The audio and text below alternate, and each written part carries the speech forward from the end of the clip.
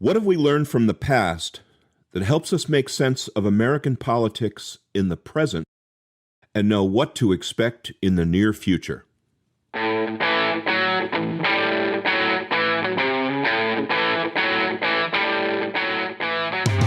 to the Hub for Important Ideas. I'm Steve James. And I'm Ken Swain. In this episode, we talk about politics in America, past, present, and future, from a writer with a unique perspective. We're going to play for you a conversation we had with Jack Moscou. Jack is a co-founder of the Writers Collective in New York. He has an extensive background in management training, strategic planning, and political consulting. His commentary on political events was previously posted in bloggingforutopia.com and Dispatches from Utopia. He's the author of Why Not Utopia, a political platform in search of a party, and writes bi-weekly untrammeled and entertaining blogs, Nobody Asked Me But I'll Tell You Anyhow, and Dispatches from the Planet Utopia. All clever titles. Yes, they are. Here's our interview with Jack Moscou. Jack Moscou, thank you so much for being a guest on the Hub for Important Ideas. Oh, thank you so much for inviting me. Yeah, I know. We really appreciate you coming up from the city and all. It's just great to have you here. So, Jack, tell us a little bit about your background and tell us when you were a card-carrying communist back in the day. Well, my background goes back 90 years, so I'll try to keep it short. Good luck. Yeah. I'm not even sure if I ever signed a party card, because by the time I joined, the repression was already there. I know that I was in the party when I was in college, and that was 1947 to 49. So I probably joined somewhere around 1948, making me maybe 18, maybe 19. And I know that I officially left the party in 1953. I got called up actually by one of the minor House Un-America committees, a guy named Kit Clardy from Michigan. I had actually left the party emotionally long before that, but it was interesting. I couldn't literally break under assault. Like, I had to stay there while all of my fellow comrades were still fighting. And in a strange way, being called up by the committee liberated me. It's like, okay, that's it. Now I can quit. Wow. And you had said something to us about leaving the party or leaving the church, as you called it. And I take it you were raised in a household. Yeah. What happened was my parents couldn't afford to keep me during the Depression. So when I was 3 years old, it'd be like, 1932, they sent me to live with my aunt and uncle who were up in Rockland County. They had a small farm, and she ran a boarding house. As it happens, they were members of the Communist Party. And what I tell everybody is they were atheists, but I was actually raised in the church because the Communist Party was a church. We had our sacred texts. We had our infallible leaders, Stalin, Lenin, Marx, whoever. And we had our people who hunted down heresy. And it was just a church. I didn't realize it at the time. One of the things that did is it made me very, I don't want to use a sympathetic, but understanding of why people raised in the right-wing church, the John Birch Society or whatever, it's like the Jesuits said, if I have you for the first 6 years of your life, I'll have you forever. So it's very, very difficult when you're raised that way. Now, interestingly enough, it wasn't difficult for me to leave the Communist Party because I didn't have to give up my ideals. The Communist Party believed in racial equality, economic equality, peace on earth, happiness for everybody. So I didn't have to give up those ideals. I just had to give up the Communist Party, which wasn't living up to them. In fact, it was making a mockery of them. If I can kid around for a moment, we had a guy named Earl Browder. He was the head of the party. And this is after the war, World War II. And he was literally taking the party out of its revolutionary concepts into becoming a social democratic party. And some guy in France named Jacques Duclos wrote an article straight out of Stalin in the Comintern saying that this was heresy. And they threw Browder out. And my laughing comment is, on Monday, we were all singing, "Browder is our leader, we shall not be moved." On Tuesday, we were singing, "Forster is our leader, we shall not be moved." And on Wednesday, I was singing, "These guys are crazy, I got to get out of here."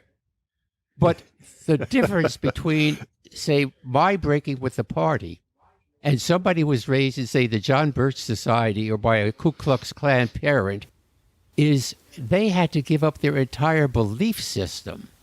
They couldn't just say, okay, I'm going to quit this. Everything they had been taught, they had to now believe was a lie, and they had to relearn from scratch a whole new way of thinking. So that's very difficult. Yeah, I never thought of it that way. I never thought of the Communist Party as the church, which is fascinating to me. And I never thought about giving up your ideals, giving up your values when you go make a change like that, a life change like that. My experience with communists, I had spent some time with folks at the Revolution bookstore. I don't know if you know that group. They're Marxists. I'm sorry, they're Maoists. And they're the most closed-minded people, second only maybe to the evangelicals, but very, very resistant to a new idea or an idea that conflicted with their ideology. Is that what you experienced? That's actually a very generous way of putting it, yes. There's a wonderful story. Paul Robeson's son was interviewed, and the interviewer said to him, was your father aware of the excesses under Stalin? And Robeson responded to the son, those weren't excesses. Those were crimes. And yes, my father knew what was going on because many of his Russian friends were Jewish intellectuals, and they were all disappearing. And everybody knew, including my father, that they were being arrested, they were being tortured, they were being sent to concentration camps, if not executed. And my father decided that the fight for black equality, the fight for African liberation, was so important that he was willing to overlook these aberrations. So, yeah, it's amazing Wow. what you can do if you have a belief in white supremacy, if you have a belief in, conversely, communism, or whatever your belief system is. It can lead you. I have to be reading a book that I love, The Ape That Thought He Was Human. In the book, he's talking about how love is a feature that is built into our hard wiring. And he's saying that not only can love drive you blind, it can drive you crazy. And true belief is in the same category. Yeah, very interesting, isn't it? So your unique perspective, which I find fascinating, our conversations I always enjoy.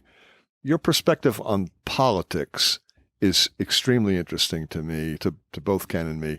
Your latest article, and I encourage everyone listening to read it. It's excellent. It's called "Democracy in Peril." Yeah, it's well, a they good have read. to go to Utopia USA. So they got to sign up. Okay. Well, yeah. Yeah. I think they can read it without signing up, but I'm not sure. But they can sign up, read the article, and then unsign up. Sign down. Good marketing plan. Sign there. down. Yeah. Yeah, there you go. Right.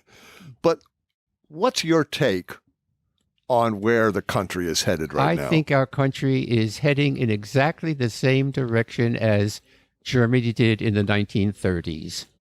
2/3 of the people voted against Hitler. And by the way, the 2/3 who voted against Hitler were much more liberal than we are in America. One half of the 2/3 were communists, and the other group were social democrats. But within a few short years, Hitler was able to usurp the powers of the government, literally dismiss parliament, and create an absolute dictatorship. And he was able to do it because deep down the Germans had bought into two foundational beliefs.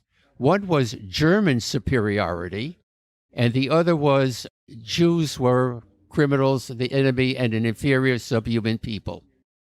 And with that foundational value, Hitler was able, step by step, first he got rid of the communists, then he got rid of the socialists, then he got rid of the trade unionists, then he got rid of the gays, and then he got rid of actually a lot of what I describe liberal Catholic theologians. And during all of that time, first he simply said, okay, Jews can't go to school. Then, okay, they can't be in the legal profession. Okay, they can't do this. And these were all a series of small incremental steps that by 1939 wound up with Jews being put in concentration camps, homosexuals being executed, actually even retarded people they got rid of, and Hitler going to war. And I am very much afraid that America is following that same slippery slope.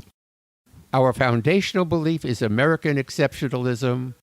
We are the smartest, the friendliest, the most open, the most democratic people in the world. And whites are the most superior. And their evidence tells them that blacks are a subhuman race. So I see us going down the same slippery slope. Whoa. But the one big difference that some people point out, people like Noam Chomsky, will say, yes, but the fascists had an ideology. Mussolini, Hitler, Franco, they had an ideology, a system of beliefs, whereas Trump just seems to have whatever strikes him, whatever tickles his fancy, being the narcissist that he is, the self-absorbed person that he is, but everything revolves around him more so than a party or an ideology. Do you see it that way, or do you disagree? Well, as far as Trump goes, yes. I remember I used to teach something called transactional analysis, which was really Jungian theory. And it said there's an ego, there's a parental ego, a realistic one, and a childlike one. And the question is, which one is in control? And of course, you go in and out of all of them. Trump is usually in his child ego, impulsive, erratic, whatever. But his basic foundational belief is racist. Don't forget, this was a guy, we had 5 youngsters in New York arrested for raping a white woman. They were innocent, and everybody who knew anything about it knew they were innocent, but they signed confessions because they were tortured, and they were 16 years old. And Trump took out a full-page ad saying they should be killed and executed. Eventually, DNA cleared all of them, and Trump said, no, they're still guilty. So this guy is racist to the core. What I wanted to say in response to your question, I think the power elite, the deep state that we on the left have attacked more than Trump is, I think they'll throw him under the bus in a moment. The German military and the German intelligentsia thought they were going to use Hitler. They couldn't do it. They couldn't tame him. I think our power elite will get rid of Trump. They'll throw him under the bus, and we'll continue down the same slippery slope without the lunacy of Trump pulling it off. So how do you see this election unfolding? All things being equal, I think this time there are enough people to actually defeat Trump. I was one who predicted Trump would win 4 years ago. But I don't know that there'll even be an election. If there is an election, and if Trump wins, the scenario I laid out will take place quite rapidly.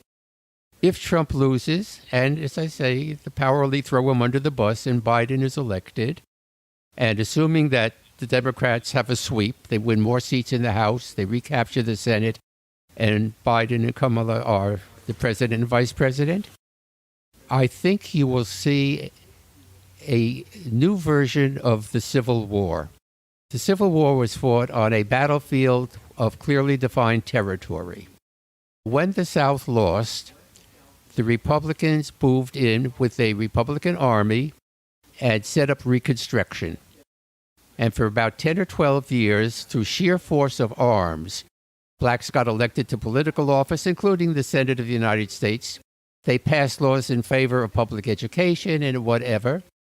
And during that period, the KKK and other white supremacist groups waged an unrelenting war of terror against not only black people, but their white allies, the carpetbaggers, among others. Eventually, they cut a deal, and the Democrats let a Republican, I think it was Tilden or Hayes, get elected, and he agreed to take the troops out of the South. And the moment he did that, the white supremacists were able to reinstate the nearest equivalent thing to slavery. It was called Jim Crow, through terror.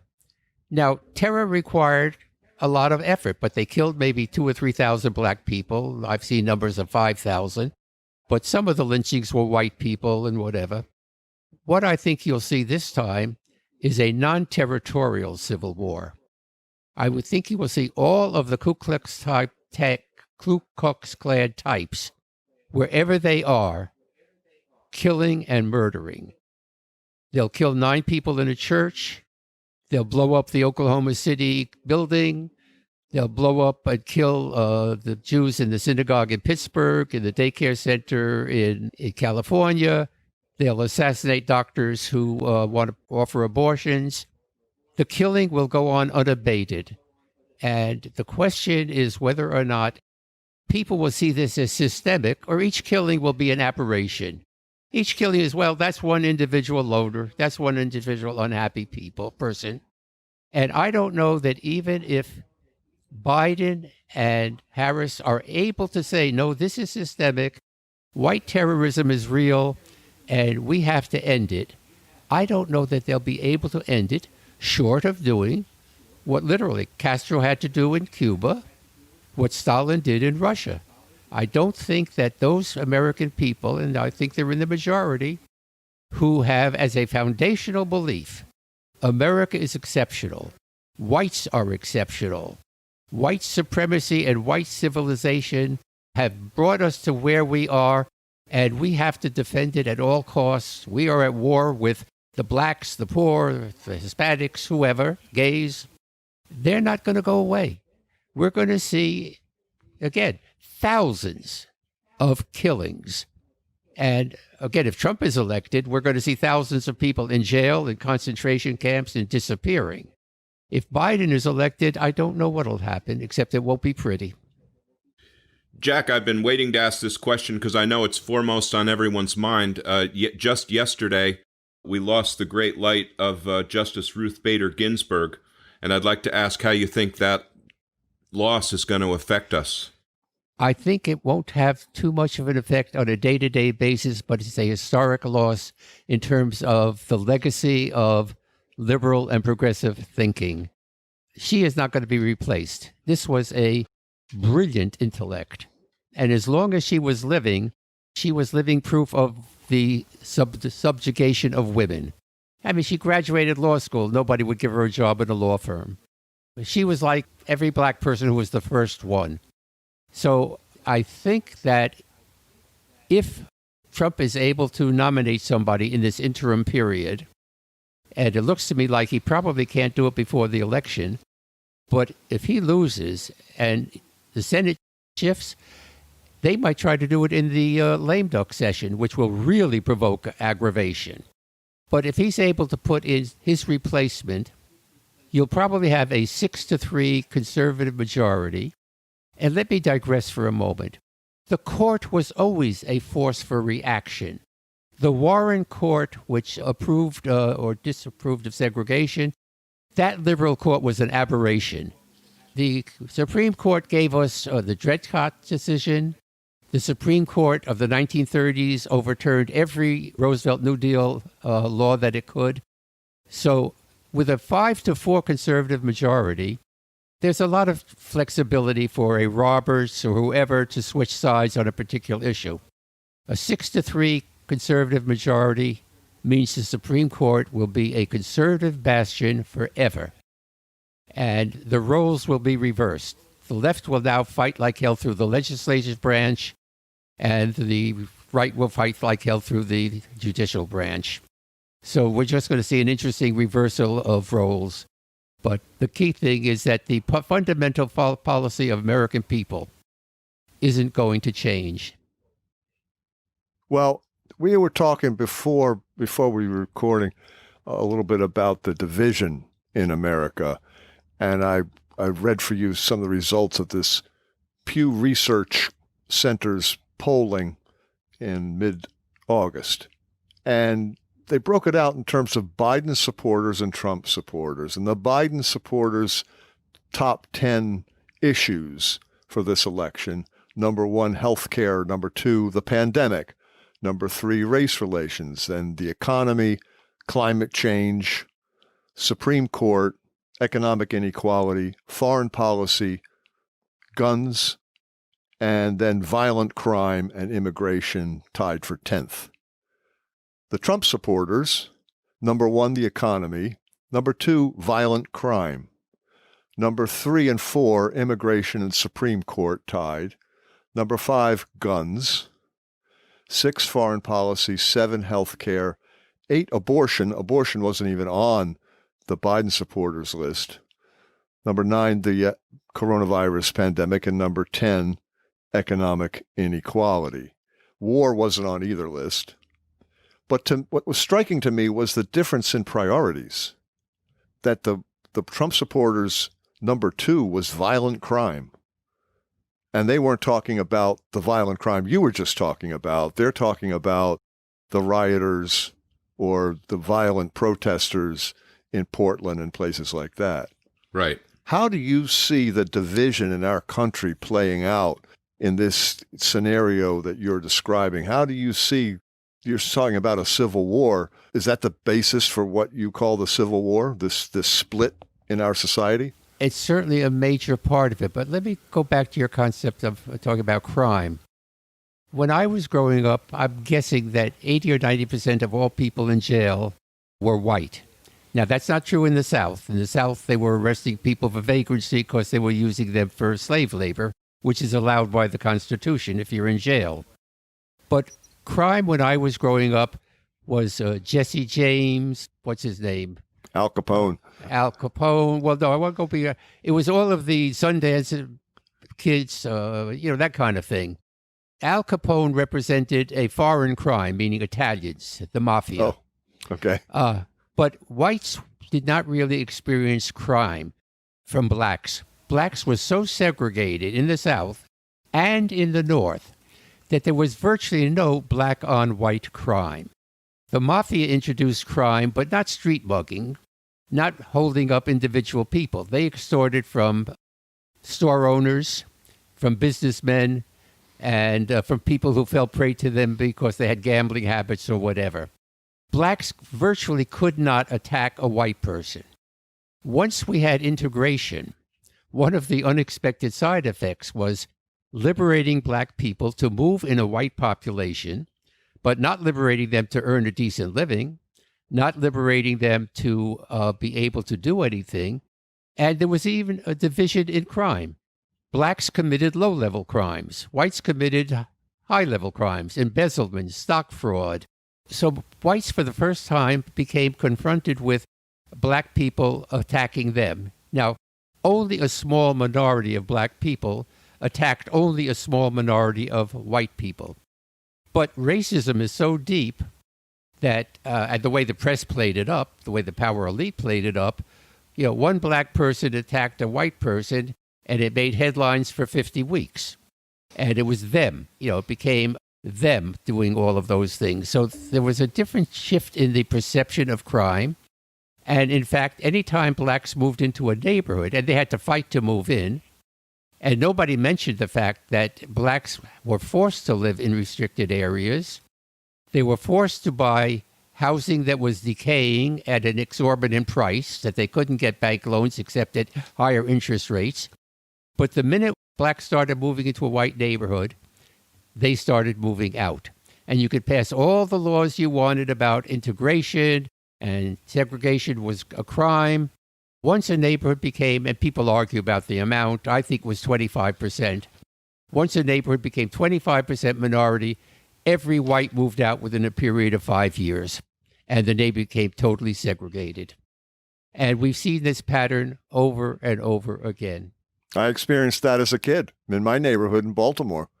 That's exactly what happened. Mm-hmm. We had blockbusters. They would buy a home at an exorbitant price to break the block, to break the neighborhood, and then the white people, white flight, would desert the neighborhood, and the real estate prices would drop, and more black people would move in, and that was a pattern throughout the city. It was all incredible racism, and my family, of course, didn't move. We stayed for whatever reason, but you see this being played out today in our segregated school systems throughout the country, especially in New York.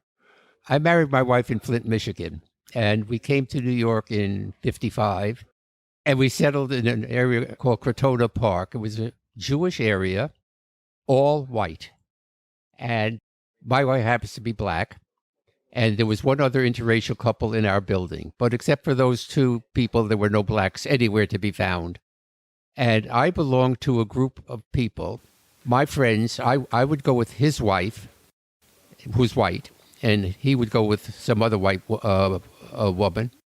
And we would go to an apartment using the name and the employment history and every fact of a black family, right down to everything, income, whatever, and we would rent the apartment in their name. And the black family would move in the next day, and the landlords went berserk. To tell you that they tried to run us out of town, and we integrated maybe 5 families during this process.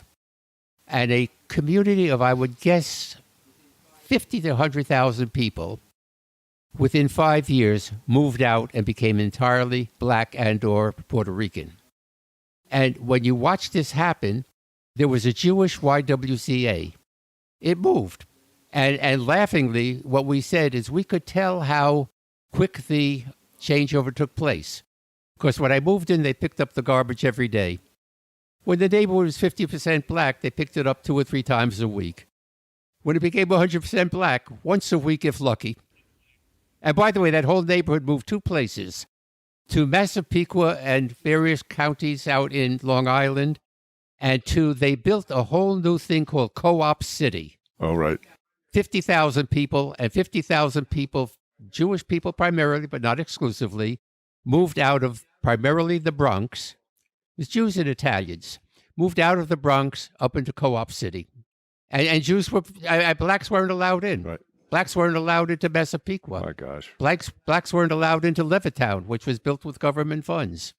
Getting back to the election for a second, this is a fascinating conversation, but I just want to get back to, you were talking about what will happen if Trump wins, if Biden wins.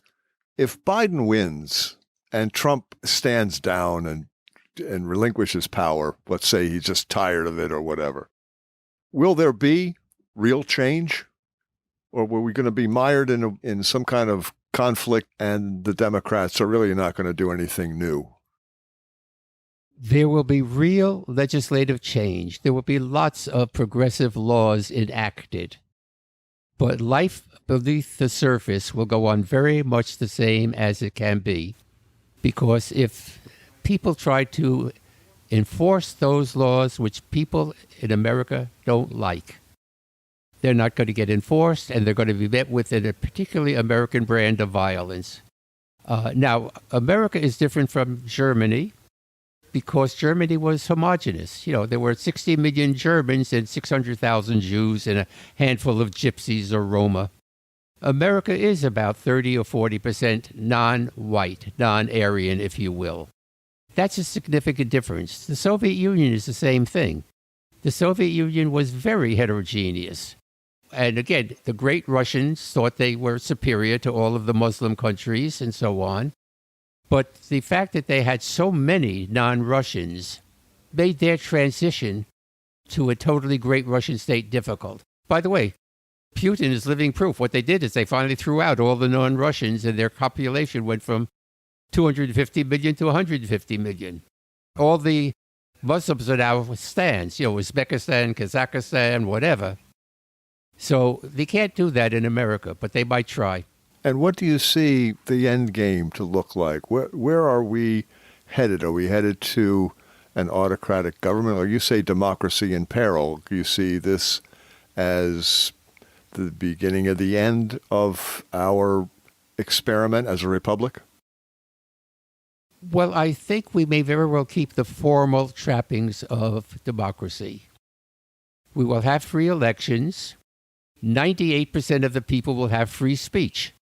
In the 1930s, there was a Dies on American committee. I don't know how many, but maybe a couple of thousand progressives, some communists, some not, were kicked out of teaching positions, kicked out of influence-making positions. By the 1950s, with the McCarthy period, you had the Dies Committee on steroids, and now some people went to jail, and some people were physically assaulted, and a lot of people lost their jobs. I think if Trump wins, you'll see the McCarthy period on steroids. You will see a wholesale purging of progressive teachers who are allegedly Marxists, whatever. You'll see people being imprisoned, going on trial, but very shortly, perhaps not even going on trial, just disappearing from public view. And again, 98% of the people will have freedom of speech. They won't lose their jobs, and they'll put their head down, and they won't see it because they're not told it, and they don't want to see it. And how long that nightmare period will last, I have no idea. I have a theory, but no idea. But what's interesting is that you hear the same predictions from Trump and the Republicans saying if Biden wins, the socialists are going to take over and destroy America. It's really the same argument. Yes, it is, but there is no moral equivalency. Right. The Biden people want to have, as do the progressives, a decent life for everybody. The people who are supporting Trump and those people, they want to love thy neighbor, but thy neighbor means white people like them. But how do you see the oligarchs fitting into all this? Well, I think the oligarchs have been running the country for a long time. I think C. Wright Mills pegged it in 1956 when he said, in effect, there are three forms of government: the Supreme Court, the legislative branch, and the corporate branch. And he said the legislative branch has been reduced to impotence. It doesn't matter what they do. That's not how life is being decided. And I think that, in a sense, Congress for a long time, and this is a self-inflicted wound, is almost like Japanese kabuki theater. Congress decided it didn't want to have to pass laws about ending the war in Vietnam. And they were only too happy to pass those things off to the commander-in-chief and give him the power. So they abdicated power, and now they're paying the price. And the oligarchs will be satisfied if they have a Trump authoritarian government in place, as long as they get what they want, which is reduced regulation and reduced taxes and opportunity to make more money? Well, I can't get through a sentence before I change my mind or see a contradiction. But Trump is calling the deep state a menace to our country, and we are outraged. The left fought the deep state for 50 years. The left wanted us to get out of NATO. Trump wants to get out of NATO. We're unhappy. The left fought all of the military interventions by the CIA, the covert ones and the overt ones. We blamed the CIA for Chile, for Argentina, for Guyana, for Nicaragua. We opposed the wars we saw all of this as the work of the deep state, and now we're all sitting around asking the deep state to protect us from Trump. Well, I think they will protect us from Trump, but I don't think they'll protect us from economic inequality. I don't think they'll protect us from intervening in the affairs of countries all over the world to maintain American economic dominance. So, no, I don't see any change. They don't need Trump. And the difference between America and Germany is Hitler turned the table on the industrialists. They thought they were going to use him. Hitler turned the table, and he got rid of them. He used them. I don't think that'll happen in America. Our deep state will handle Trump. He won't handle them.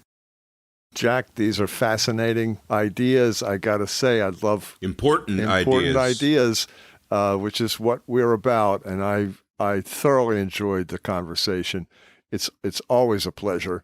And I'm looking forward to you coming back and doing another podcast with us right away. Hey, I'm 90 years old. You only got up to year 23. So we could do another 50, 70 years? Is that what you're saying? If I don't get Alzheimer's or memory lapse, yes. But thank you for inviting me. You're quite welcome. Thanks for coming. Ken, what are your takeaways? Well, Steve, I'd like to start with a couple of very general observations. Okay. First is Jack's overall style in approaching the world. He's what I call thoughtful, in the best sense of that word. He's a lifelong learner, always seeking a greater understanding of the people and the world around him. And when you couple that with the fact that the man is 90 years old, and still, as my parents used to say, as sharp as a tack, one sees that this is a person to be reckoned with, a real force of nature. That's first. Yep, I agree. I completely agree. I like your phrase that you used earlier today, the institution that is Jack Moscow. Yeah, he really is, isn't he? Yeah. Second, he's managed to keep a lighthearted view of things, a sense of humor, but even more than that, with all his accumulated knowledge, he doesn't ever take himself too seriously. Near the end of this interview, he says, "I can't even finish a sentence without changing my mind or seeing the inherent contradictions." That's not just humor, it's self-deprecating humor, and I think that's a sign of a strong mind, the opposite of a narcissist. Self-deprecating people are fun to talk to because you know they're not going to be constantly making the conversation about them, and Jack is fun to talk to. Yeah, he really is. I just saw on Reddit that a new study finds that right-wing authoritarians aren't very funny people. No, duh. Yeah, who'd have thought? Anyway, Jack spoke about leaving the church. He was raised in the Church of Communism with its sacred texts, infallible leaders, and heresies. And you might remember Ernest Becker wrote about communism the same way, calling it a religion that gave its members purpose, meaning, and a defense against death anxiety similar to traditional religion. That's right. I found, it's all very interesting how this ties together. I found Jack's analysis very penetrating when he remarked that he gained an understanding that leaving the communist church was easier than leaving a right-wing church like the KKK or the John Birch Society, because the white supremacist had to adopt a whole new way of thinking. And I just loved this aphorism of his: true belief can make you blind and drive you crazy. It was fascinating hearing how integration worked in the mid-20th century. There were blockbusters. You said you experienced this firsthand in Baltimore. Yeah, I even remember the name of the real estate company that was famous for blockbusting in the city back then, Wraith, and Wraith. I remember it, I guess, because white people like my family and neighbors were so afraid of them. And of course, it was inevitable that someone would integrate our neighborhood. The white families fled, just as Jack described the process. And my brother, sister, and I grew up in an integrated neighborhood and school. And amazingly, it was not a problem, at least not for us kids. We all got new friends. It was great. Wow. I forget how much older than me you actually are. to have been through this firsthand. I just read about it in the books, you know. Well, yeah, and Baltimore's a lot different from Connecticut too. Yeah. Yeah. True. So we were talking yesterday about all the isms, racism, sexism, ageism, and how human beings come by these tendencies honestly. At some point in human evolution, they served a function that favored their Darwinian survival, or else they wouldn't have been so consistently present. As you said, they're hardwired into us almost at our level of DNA, and we have to exert effort to overcome them. But we all know that overcome them we must. We're smarter now. We don't need that anymore. According to Jack, Nazis had their foundational beliefs in Aryan superiority, and the American foundational belief is American exceptionalism. Whites are the most superior, blacks are a subhuman race. Trump's basic foundational belief is racist. I would say that for Trump, it is xenophobia, which includes anyone not in his tribe, black, brown, or white. I think it's important to note that these are unconscious processes we're talking about. I know some people who make racist jokes, claiming that it's political humor, not racism, and that they're not racist. It's hard for people to see what is beneath the surface sometimes. That's true. Jack really tells it like it is, with minimal concessions being made to political correctness. He paints a fairly bleak picture of our world, doesn't he? Yeah. When you asked him about it, he compared our time now to that time leading up to the rise of Hitler and Nazi Germany. He said, we are on a very slippery slope. And he made predictions for both outcomes of the election, a Trump victory or a Biden victory, and neither one paints a very rosy picture. Now, Jack's darkest predictions concern if there is an election, and he's not convinced it's a certainty, the outcome will involve bloodshed. If Trump stays in power, either by winning or in a coup, we'll see Nazi and communist-type oppression, and if Biden wins, there'll be a new civil war. Either way, according to Jack, we're going to see thousands of killings. He's pretty pessimistic about the Supreme Court, too, saying it was always a force for reaction, which is his way of saying reactionaries. He says the fundamental policy of the American people isn't going to change, and he's probably right. It'll take several generations. Yeah, no doubt. I enjoyed Jack's way of seeing that history has a way of flipping, like his story about Earl Broder. He said we're all sitting around asking the deep state to protect us from Trump. He says they will protect us from Trump, but not from economic inequality, intervening in countries all over the world to maintain American economic dominance. No change. They don't need Trump. Unlike Nazi Germany in the 30s, our deep state will handle Trump just fine. Yeah, and I think Jack and Ernest Becker would see eye to eye when he talked about crime being committed by them, a form of othering. Yeah, them. Right, them. It's othering at its most pernicious. And Jack points out that America is 60% white. I looked it up, and the country is 60.1% white alone, not Hispanic or Latino. That's the category they use. As you and I have talked about it, that's a changing demographic. In 50 years, white will be a plurality, but not the majority versus non-white. Time's running out for American white supremacy. To my way of thinking, white supremacy is a meme that is fighting for its survival in our culture. That's meme in the original Dawkins sense, not the pop culture meaning. White supremacy's main opponent, the white supremacy meme, its main opponent is the belief that all men are created equal. A meme made famous by a deeply conflicted 18th century American white supremacist named Thomas Jefferson. In my opinion, the only way to defeat white supremacy in the coming struggle is to defeat radical economic inequality, giving white working class men and women sufficient economic strength and stability that they will no longer need the fantasy of racial superiority based on the accident of skin color. Makes sense. Yeah. Becker explains conflict. It applies universally.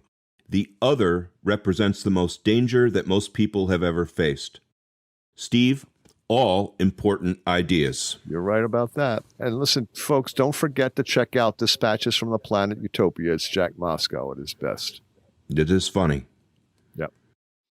Join us next time. Like us on Facebook. Please recommend us to your friends.